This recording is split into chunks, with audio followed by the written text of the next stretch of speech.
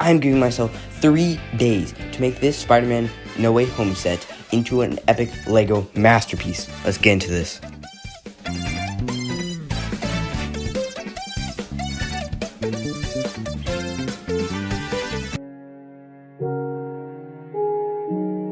First step in this challenge was to actually go in the store and get the set. So I went to the most common place people get their Legos from, Barnes & Noble.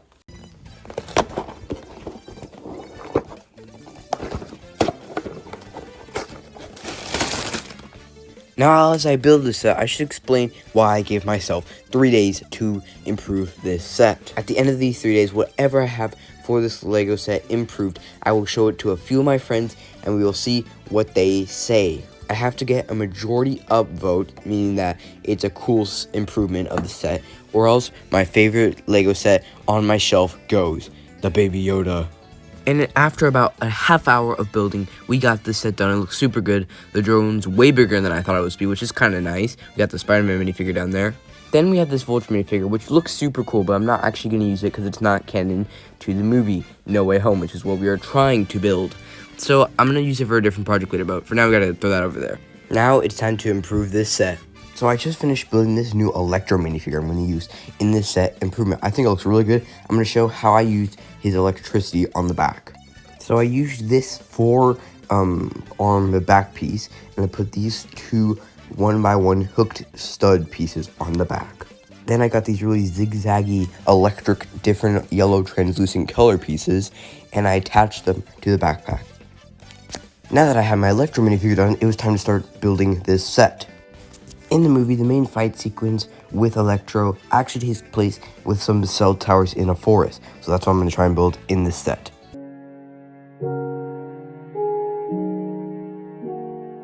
So I started by building this very scuffed base plate with some sand pieces all over because Sandman is going to be here at the bottom. Yes, I decided to add Sandman to the set. He is in the scene, so very scuffed base plate to start.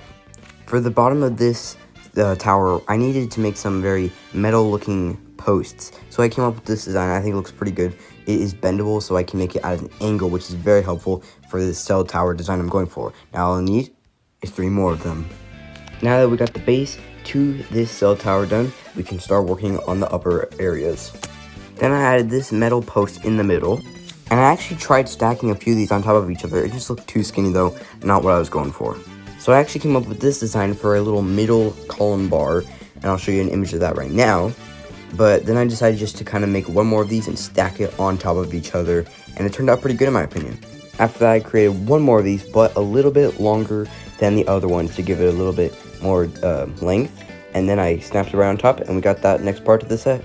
Finally, for the very top, I went with a satellite dish and an antenna, as well as some electric pieces on the side for Electro, but I think it turned out pretty good. I snapped this on the top of the set, and I think it's almost finished, guys. Almost time to send it to my friends to see what they think.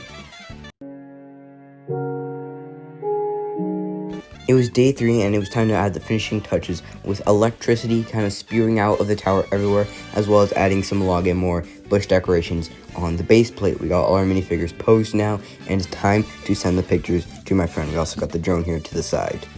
I sent all these multiple photos of my build expansion of the set to my friends, and here's what they said. Friend number 1 says, "Sheesh. Looks good. It could be more detailed, but that's it." I asked him the rate out of 10. He said 8 out of 10. That's a verde, folks. Friend number 2 says, "I think it's pretty cool." And I asked out of 10. He said an 8.5.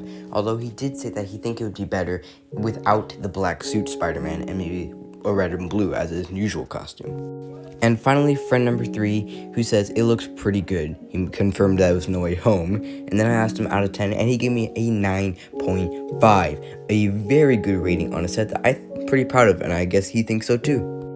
But fellas, over the last few days, I've made an incredible Spider-Man improvement to the original set, which is honestly pretty good to start with, but I always love a challenge to make something better, and obviously, my friends all agreed, which means Baby Yoda is safe to live another day. If you did end up enjoying this video and thought it was funny, creative, or very talented on my part, please consider going down below and subscribing, and leave a like too. That just helps out a ton. It gets the video recommended, all that good stuff. But with that being said, guys, BLB will be signing out. See you all in the next one. Have a great rest of your day.